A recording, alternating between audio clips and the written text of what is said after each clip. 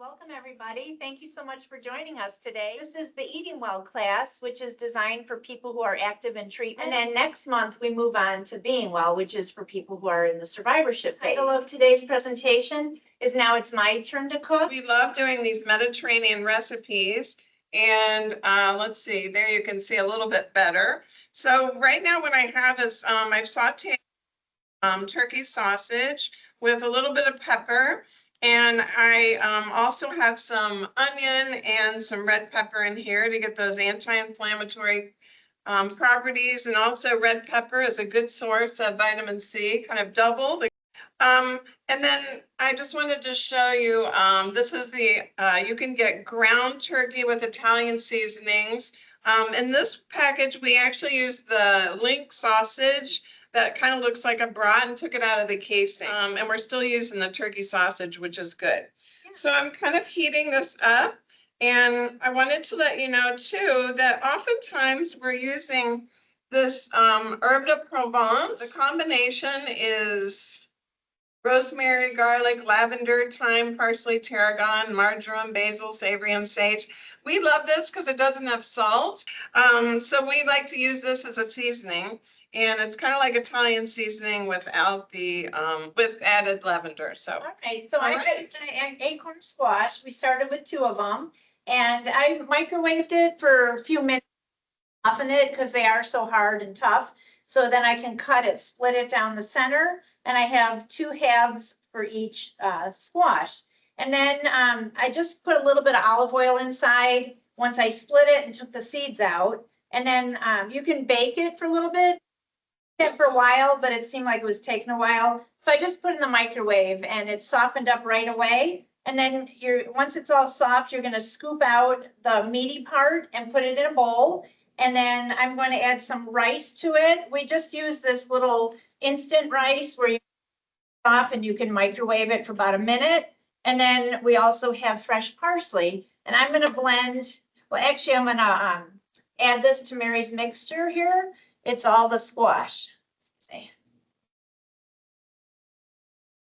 Right.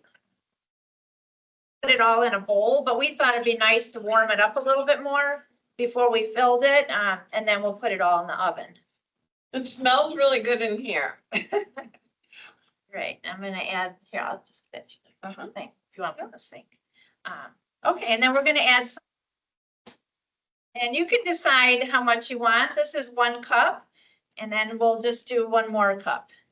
I love this microwavable brown rice. It's a good way to get more fiber, but you don't have to wait that 40 minutes while you're cooking it, which is kind of nice. And if you want to switch up the grains, you can. We just noticed there was a packet of quinoa that you could use that in place, or you could use wheat berries, or if you even want to leave the rice out, you can.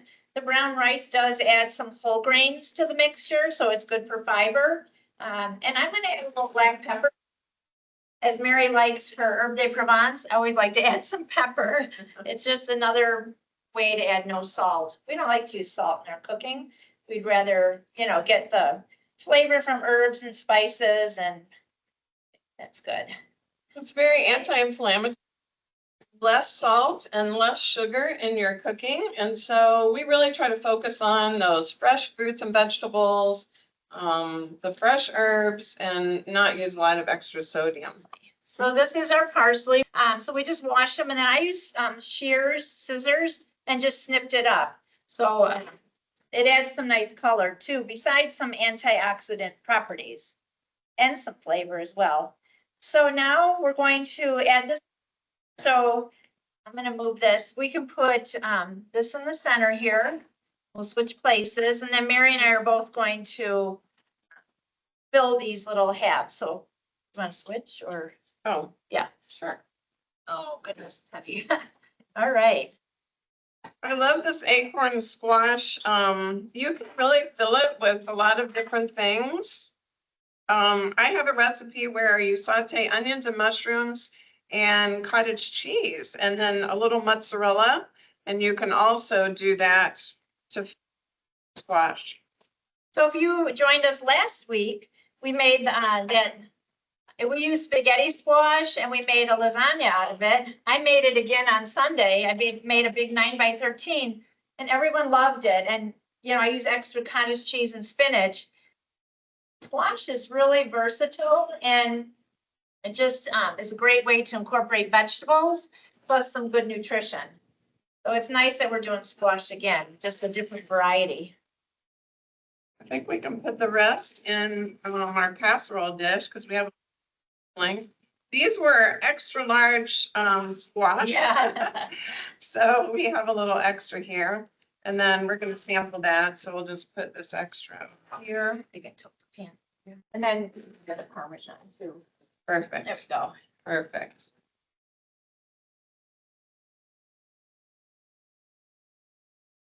Use that. There we go.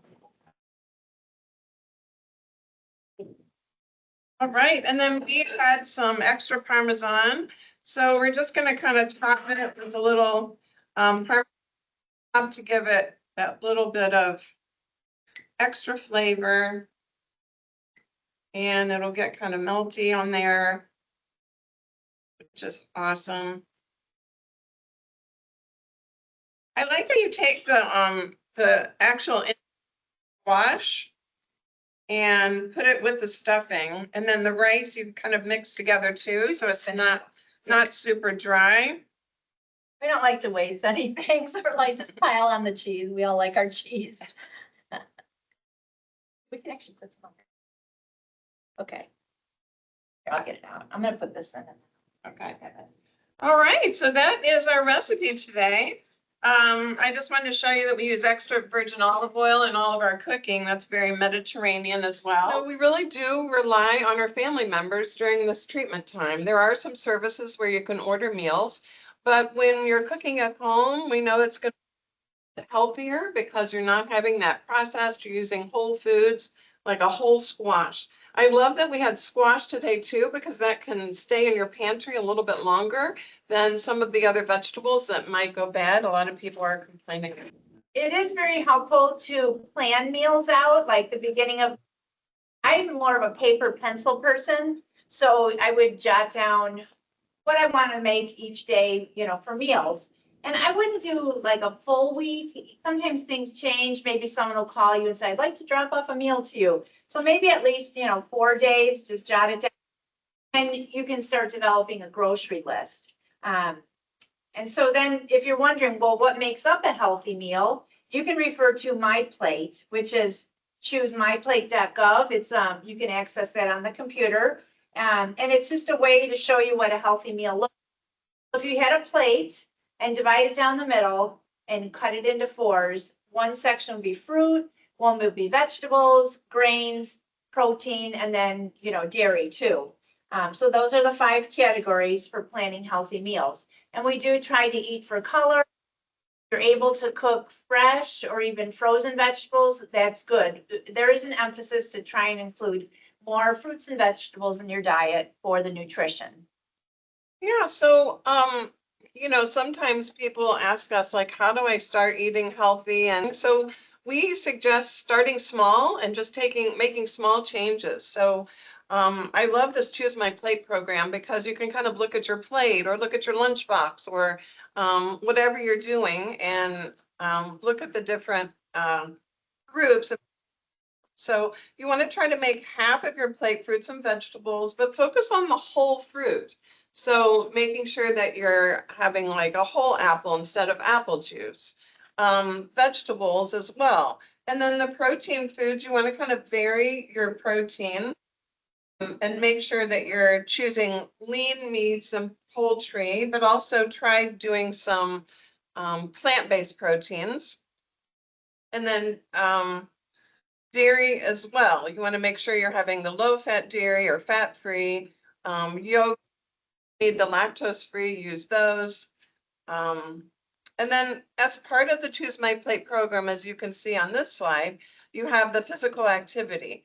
The current recommendation for adults is 30 minutes, 5 days a week of getting some kind of aerobic activity, and then a couple of days training, a couple of days a week, stretching. So you want to make sure that you're getting that and that you're taking advantage also of the Living Well activities and programs that they have here. So I was going to mention we're making here in the kitchen today, we are using vegetable. We've got grains in there. We've got protein. So some meals are more of a combination food rather than it's not going to be always just specific. So those all count. Yeah. So kind of look at your plate, graphic in mind. I think it'll be helpful for making sure that you're getting all of those things in. We always talk about eating from the rainbow too. So when you're looking at vegetables, you want to make sure you're getting some dark green, some orange, some of the yellow peppers, all different colors. In the last few classes, we've really stressed food safety. That's so important to keep yourself healthy so you don't have to cancel treatments. You'll also feel better. But the definition of food safety means knowing how to buy, prepare, and store food to prevent the bacteria that can cause foodborne illness. And the foodborne illnesses are Salmonella, Listeria, botulism, and E. coli. So that's why we always emphasize good hand washing, and then cooking things, heat kills stuff. So I won't go through that now because we've talked a lot about it. But we do recommend having a thermometer in your kitchen. And the best one, I think the easiest would be an instant read thermometer, which is a smaller dial. And you just stick it in the food, get the reading and take it out. It doesn't stay in the oven. But here's a nice little diagram, different protein foods and dishes, and what the recommended temperature would be. Your other backup is if you have Siri or Alexa, you can always ask them, what's the temperature for such and such? You know, if your hands are dirty and you're like, oh, I just need to know. But yeah, and then oven safe thermometers have a bigger dial and they're usually glass because they're more heat safe. But I rarely would use any of that, more for a roast maybe if you're going to keep in the oven. I feel like the instant read is what chefs use, and they're just, it seems a little. I think I talked about last time, if you do want to, if you have an instant read thermometer or any type of thermometer, you're not sure if it's properly calibrated, you can take a bowl of ice water and then put the instant read thermometer in there and kind of stir it and then let it come up and it should be 0. And if it were, you wanted to do boiling water, do the same thing, put it in there, kind of stir it to distribute the water, and it should be 212 degrees Fahrenheit. And that shows that your thermometer is accurate. And then it just shows, you know, the cautions if they have a, don't leave it in the oven, just like we were just saying. But there's a variety. There's digital and instant read, the dial, all kinds. You can even just pick them up in the grocery store too. You don't need anything real fancy. But it's kind of the eyes to the food. It tells you that that food is at temperature. Yeah. So I like the slide, 4 steps to food safety. It kind of talks about the most important one is washing hands. So make sure you're getting that 20 seconds once you've gotten them wet and get them soapy so that you are getting rid of all those bacteria. You want to make sure to wash utensils and cutting boards and rinse fresh fruits and vegetables under running water. In a couple of the other classes, we talked about how rinse is not needed, but getting maybe a vegetable brush to get some friction on there so you can actually get those vegetables clean. You want to make sure to keep food separate. Sometimes I start out cutting with my vegetables first and then using meat and putting the cutting board then and right into the dishwasher, as well as washing all of those utensils. I think the other day I was thinking too that a lot of people don't realize when you rinse it off in the sink, you need to make sure to sanitize your sink also, because there are splatters and little bits of raw meat in there, and you don't want to put something else there and then have someone pull it back out and not. So make sure you're sanitizing your sink and as well. And Nancy talked about food thermometers, making sure that you're getting that right temperature. And then microwave food to 165 as well, which I think we're using a lot of more microwave than usual, or more than the past. And then make sure that you're keeping foods chilled. With soups, for example, they really need to be in more of a flat container so that they cool off before you put them in the refrigerator. If you put a big tub of soup in the refrigerator, that center part is not going to cool down. And then all of a sudden you're going to be growing back. It's not getting to that cool temperature really quickly. So just kind of keep that in mind. Sometimes I'll leave the soup in its container and then put half of it in another container so that they're both kind of lower so they cool down more quickly. That's an important point. Because put it in the refrigerator and you have that shallow container, you don't want to stack the other shallow container on top of the other shallow container because it's going to insulate and not allow them all to cool. So when you do put those containers in your refrigerator, have them on their own shelf or next to each other. So the Mediterranean diet is something that we talk about often to kind of go along with that Choose My Plate program. The Mediterranean, a lot of people say to us, oh, I can't do Mediterranean, it's so hard. But if you're having chicken and broccoli, probably on a good path to be doing the Mediterranean.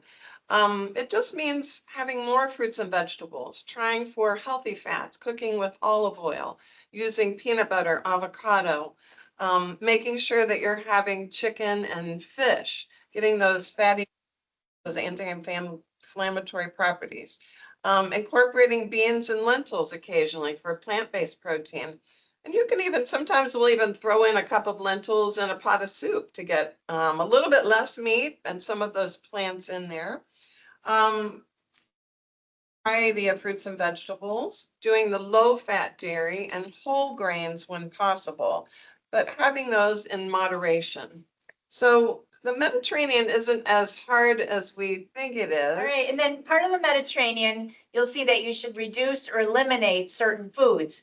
It doesn't mean you can never ever have it. It's just so when you are planning your meals that you are doing more of that pyramid kind of effect. But certain foods that are ones to reduce, and it also depends on the cancer diagnosis.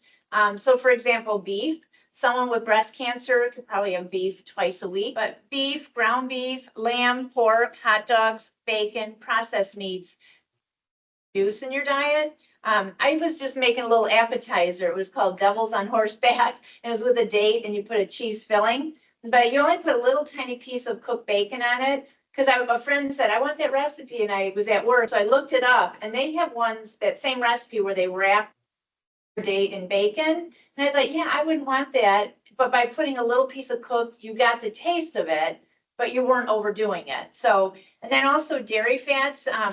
If you're not struggling to try and maintain your weight, like you have a poor appetite and you've been losing weight, tell people to switch to a whole milk dairy product. But if you're doing okay with eating and your weight steady, then we would say try to go to low fat dairy. So things to reduce would be whole milk, cream cheese, butter, margarine, lard, and short. And then Mary and I both agree, just trying to get away from the highly processed foods. And more you see it on the news, the importance of really limiting the ultra processed foods.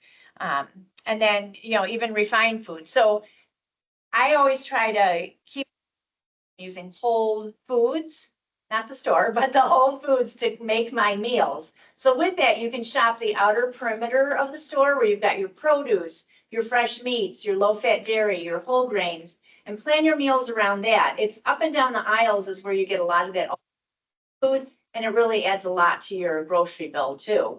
And then the sugary beverages. So it can be sometimes so easy to run and pick up a frozen dinner or whatever. But if you think twice, it really doesn't take that long to make the meal. So it's not as a goal.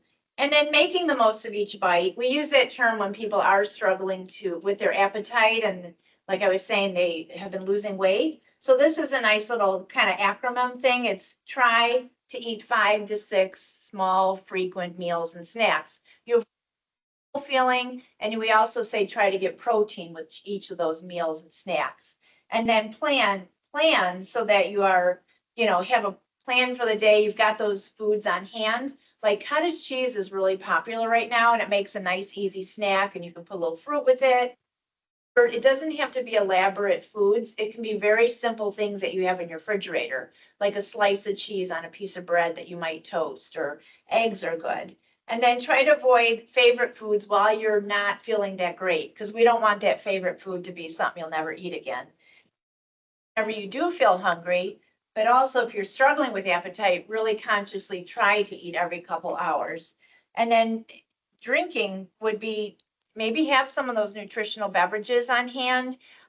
Use them if you need them. But I think at the last class is of There's some that are like 30 grams of protein, but some of those aren't that high in calories.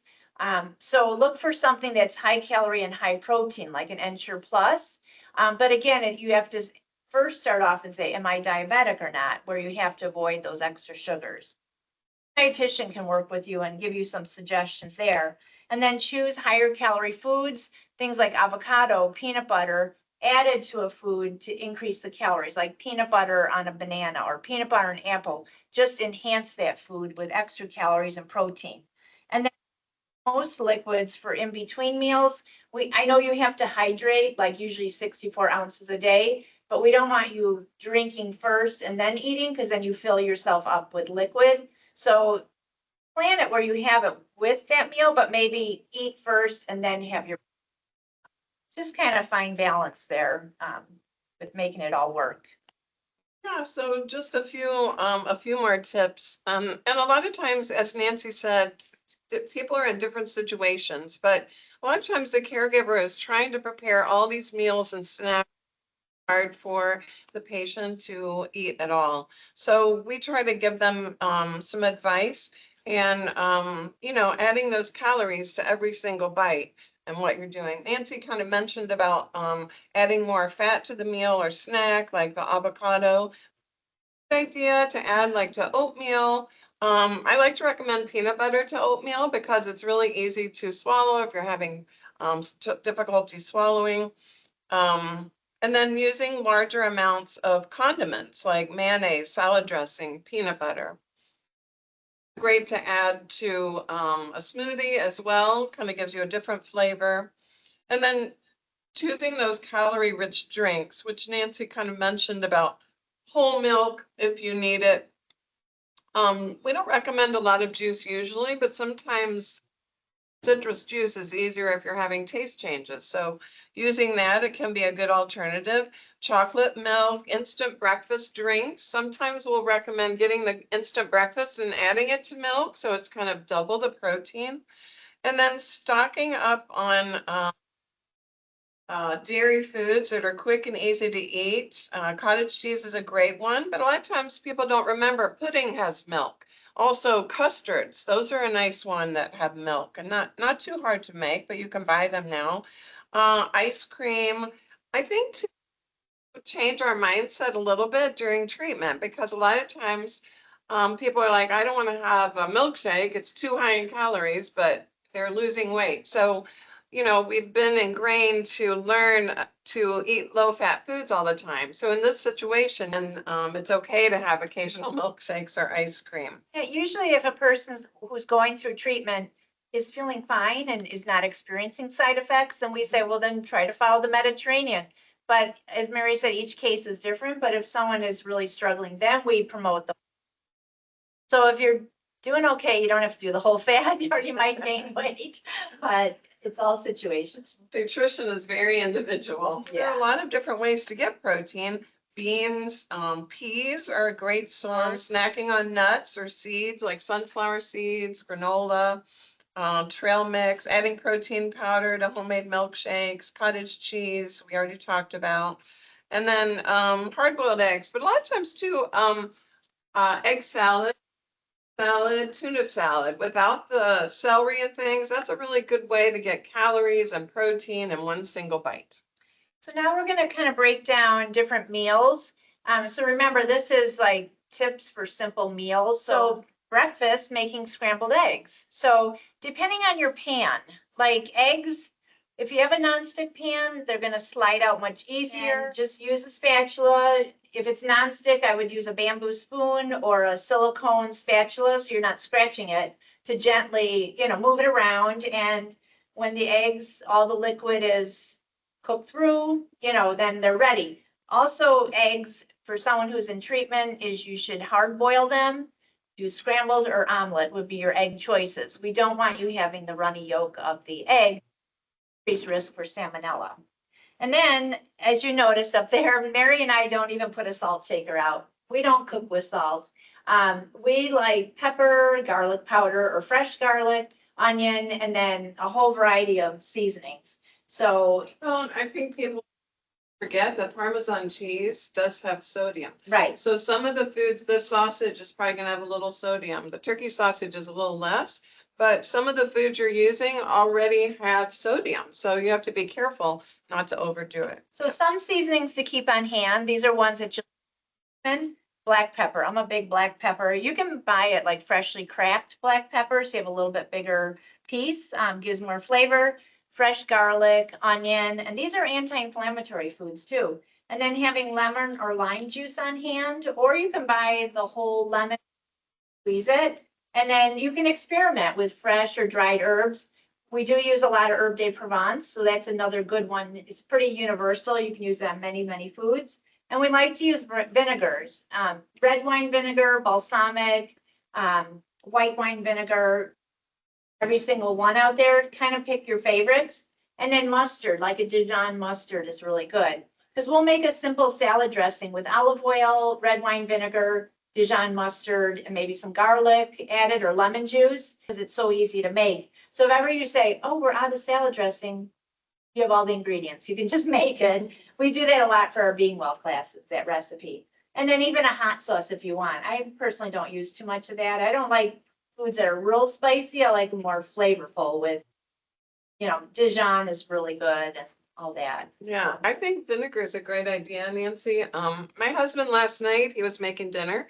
And he did like a sauteed zucchini and eggplant and onions, and he added some white vinegar at the end, and it gave it a little really flavorful, and it really wasn't a big difference, but we had it with a little bit of pasta, and it was really tasty. So It is something you'll see in the industry, the culinary world. They are adding just a little bit of vinegar, and it just brings out the flavors. really really good. flavorful.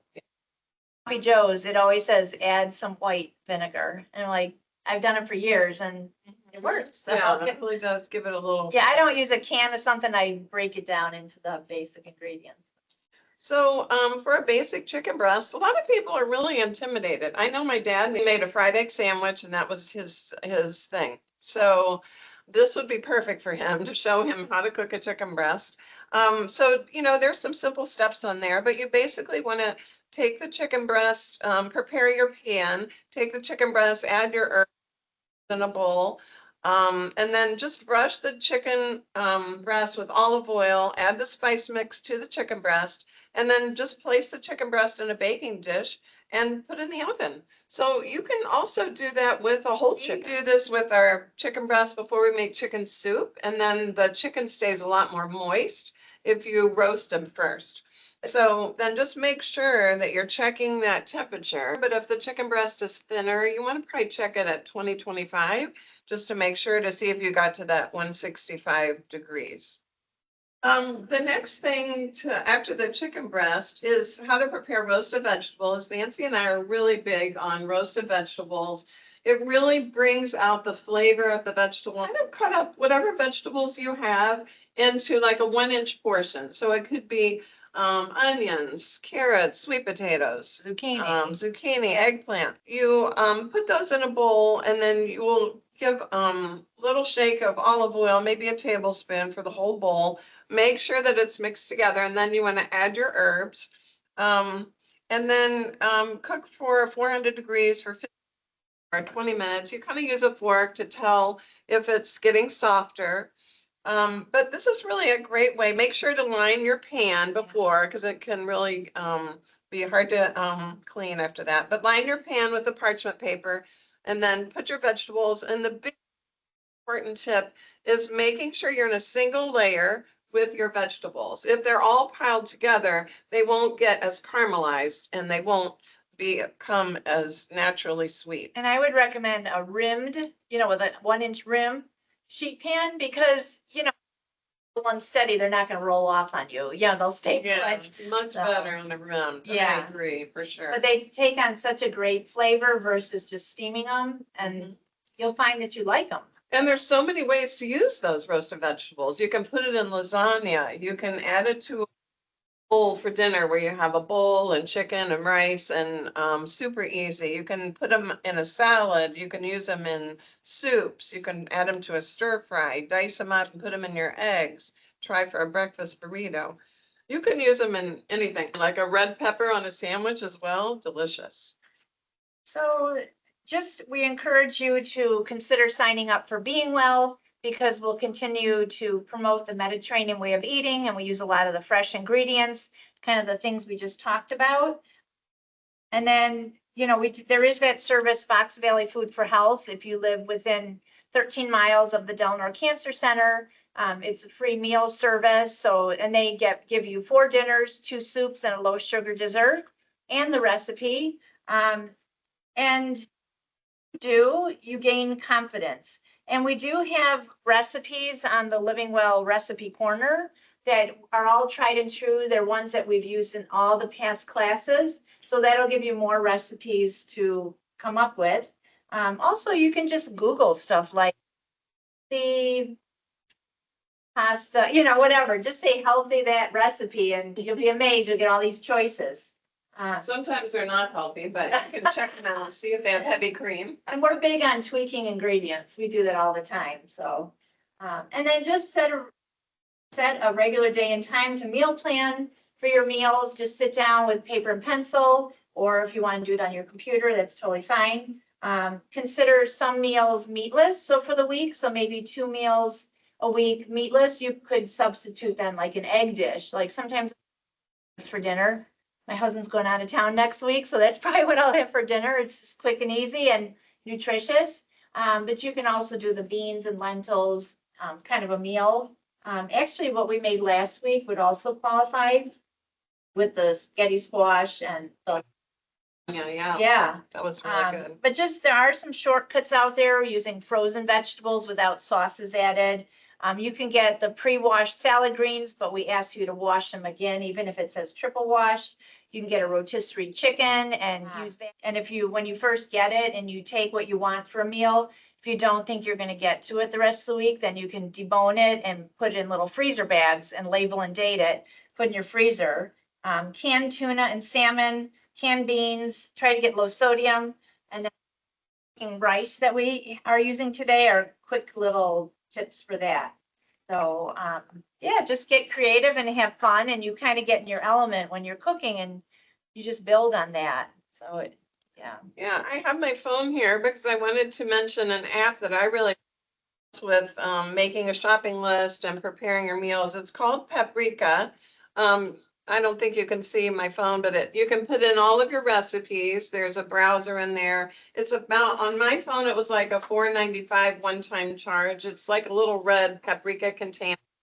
But you can plan your meals in there and you can say, I want these 3 recipes, and it gives you a grocery list. So it's really helpful. I found it really nice to be able to keep all my recipes in one spot. And when you're making a recipe, for those of you that have done things off of your phone for cooking, doesn't turn off. So you can just keep your phone there and it's always there. So that's really helpful. Mary's the techie one in this group. I'm the paper, she's the computer. So you get both of us. I do like the idea of making a shopping list and trying to plan a few meals for the week. It's really helpful to know. Sometimes I do just a little sheet and say chicken, fish, whatever, and put it on the fridge, because sometimes by Tuesday I can't remember what we decided on. And then, look at the sale papers and kind of do. I like too that, sometimes people are in treatment, like to do the curbside shopping. That's a good way for a lot of people, young and old, if you want to, put your, if you have, not sure how to do it, but have somebody, put in your order for you. That could be a good way to have less contact with people. And then just for the, on the next slide where we talk about preparations, like what do you do when you get home with the groceries? You want to make sure that you review your recipe. Maybe there's some way you can get it ready so that you can, be ready to go.